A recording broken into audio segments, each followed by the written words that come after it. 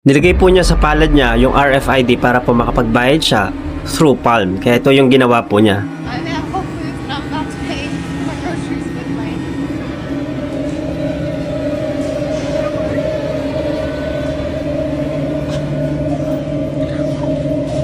That's the coolest thing ever. Hindi ko po sinasabi na yan ay mark of the beast talaga, pero habang ginagawa po yan ng mga tao, alam po nila na yan ang magiging sistema po ng Antikristo pagdating po sa tribulation. At ginagawa lang parang katatawanan o ginagawa lang parang virality para sila ay kumita. Alam naman po natin kapag pinost natin sa social media ang mark of the beast at system ng mark of the beast ay trending. Kaya po, mas nalalapit po tayo sa mga ganyang bagay. Ibig sabihin po, paanyaya at awakening ng Panginoon sa atin na tayo po ay nasa last days at tayo po ay kailangan manumbalik sa Kanya. May mga sistema po kasing gagamitin ng Mark of the Beast. Isa na po dyan, yung scanning.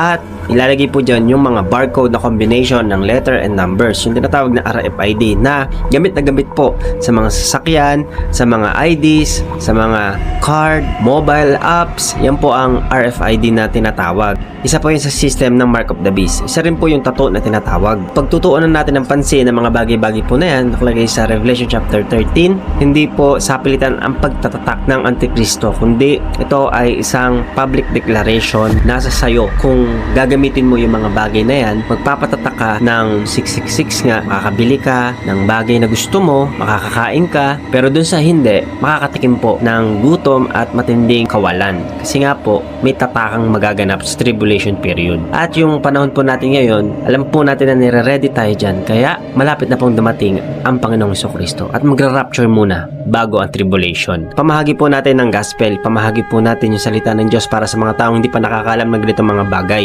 at makatalikod sa pagkakasala. Yun po ang layunin ng Panginoon para sa atin.